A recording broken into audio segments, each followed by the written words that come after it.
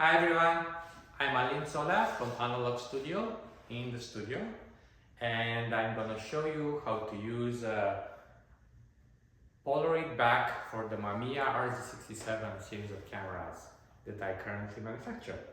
This is the second iteration of the back, and in the second iteration I have changed the orientation of the eject and of the prints, so they eject up and the chemistry is down, so it looks like a normal Polaroid photo.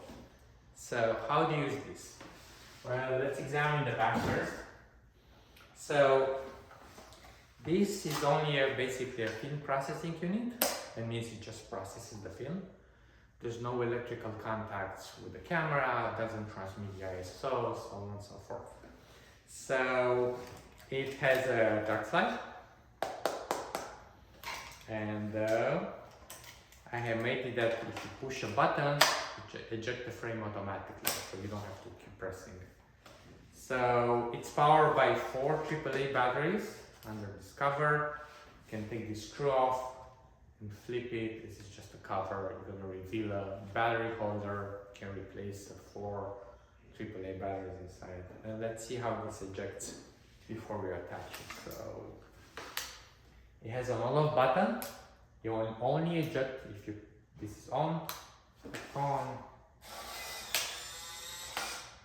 As a front on, this is to keep the print from light for a few seconds right after you eject it, to enable a better development.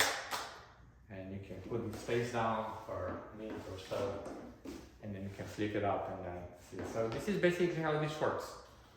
It has a gimmicky frame counter. It's more like a reminder. It goes from, actually goes to 10, which is also marked as an X, because I use this for Instax wide cameras, and those have 10 prints per cartridge. So it gets 8, and then you go clockwise, you go to 7, so you come down, you start with 8 frames, 7, so on and so forth. So I find this useful if you don't forget to turn it.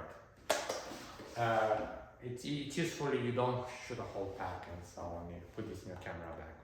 When you put your camera bag, turn it off. I have done this myself several times. If you put it's on and you touch the button, this is very sensitive and it will eject frames in the bag and you lose $2 every time. This film is still quite expensive.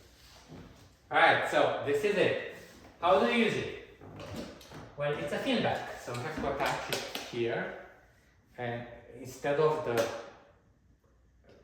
the film back, okay, so let's unlock a film back. This is an RZ67. You're gonna notice these 4 pins. In order for this to attach, you're gonna have to rotate these pins in portrait position. So the little round circle on the side. And my bags, well, I started doing this recently. They do have a registration mark right here. It's in gold marker, so kind of align it to this. They also have a little plastic lip on the inside, so it has to go on the outside of the camera outline. So this would help for registration, kind of align a bit, and then it's not gonna be perfect. Well, actually, before I do that, you wanna make sure that this ring is in vertical position, because this clears the holes, so the pins on the back of the camera go into the holes, the mounting holes. So, okay. Make sure that it's pushed all the way in. You can see it, and then lock it.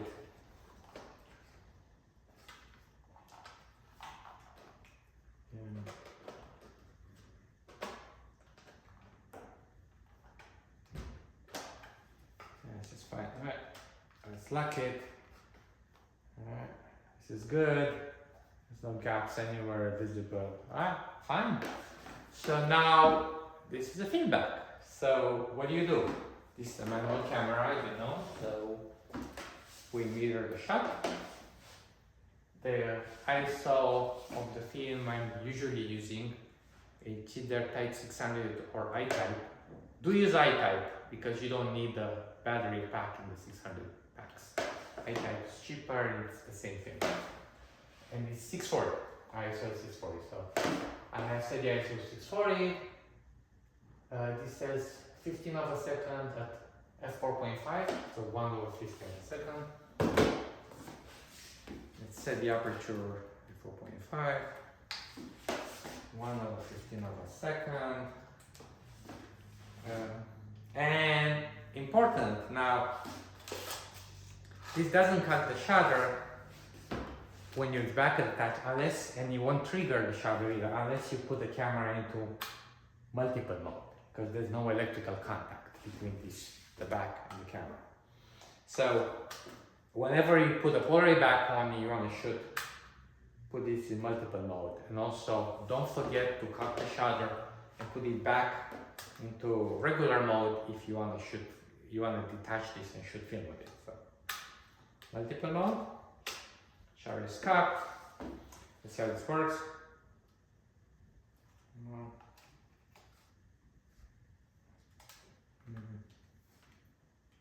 Okay, make sure this is not, it's locked, it's not locked. Okay, my little shutter was locked. So it works. Now, I didn't take any pictures. First of all, the film I put in here is dummy, but on the other hand, the dark slide is still on. So, and there's no prevention. It's not going to tell you. It's a manual interface. It's not going to tell you the dark slide is still on. You can still trigger the shutter. So, pull the dark side out. You may, for those of you who have shot Polaroid film in all Polaroid lamp cameras, you may recognize this as a half of a Polaroid cold flip. This was used to keep the film warm during developing in the armpit. Anyway, so I make the dark slides for this version of the camera out of this. So now, if we expose, the film will reach the camera. The light will reach the film. So watch the dark slide out. Focus. Focus is critical, as it is with film. Make sure that you focus properly. Alright, so you're done. There's no eject because there's no automatic eject. You have to press it manually, so turn it on. But this also means you can take as many shots as you want, or you can do long-term exposures. And once you press the shutter button, your light is going to keep accumulating until you close it. So.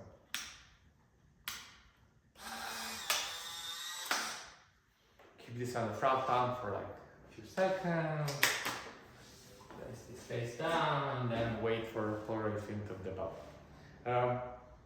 And you're done. Say you're done with the pack and advance the film counter. Say we start with 8, advance to 7, and then it's a good reminder how many frames you have in the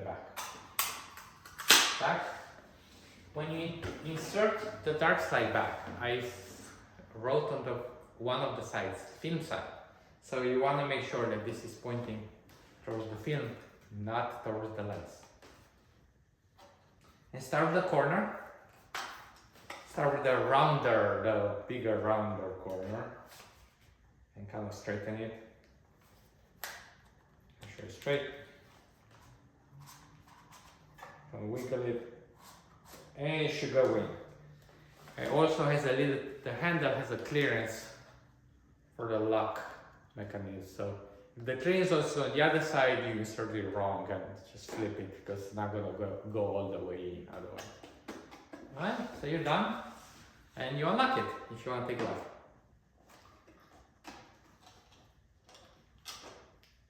This is it. Now,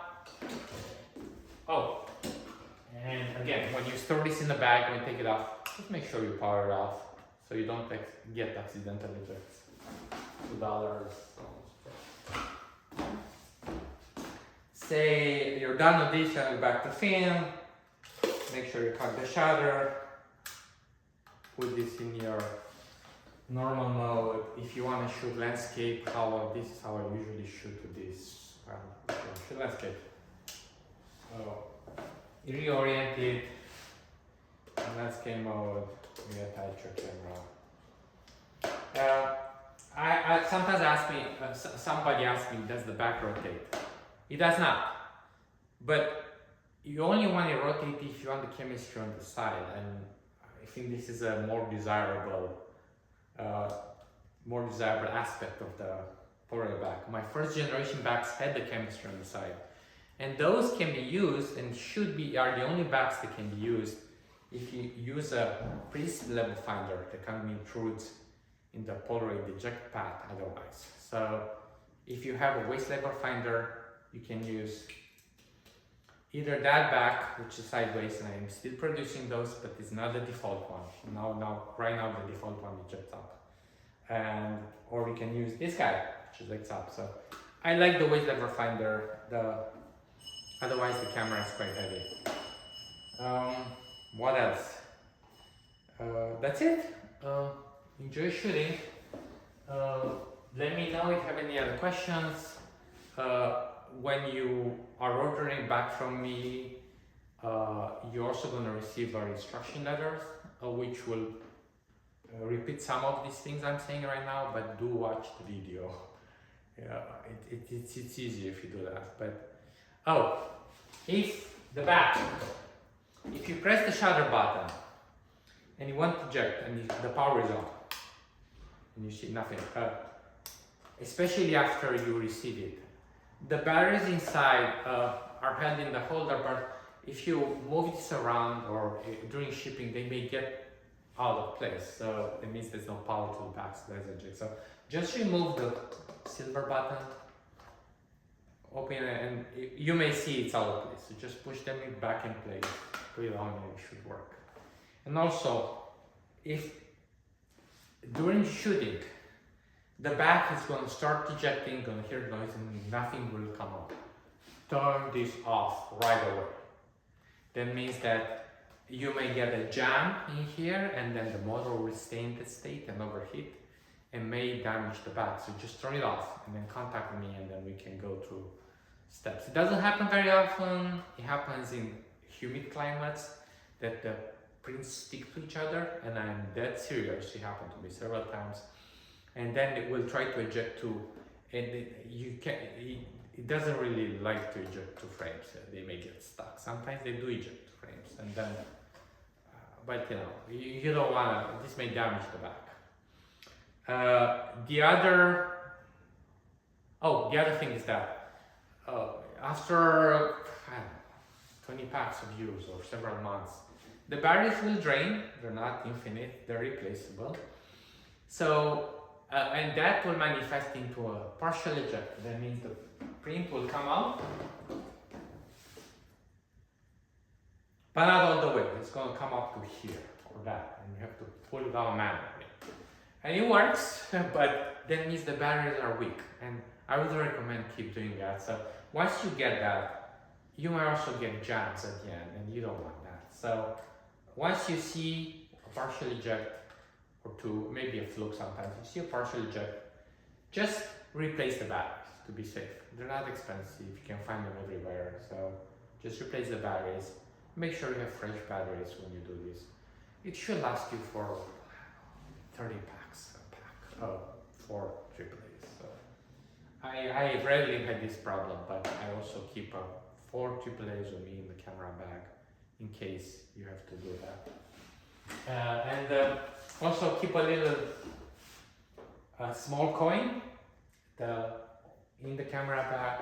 I don't say a small screwdriver, but you can open this with a butter knife or a small coin or a Phillips screwdriver or a flat screwdriver, because the screw it's a hybrid screw. That's it. Happy shooting. Thanks for watching.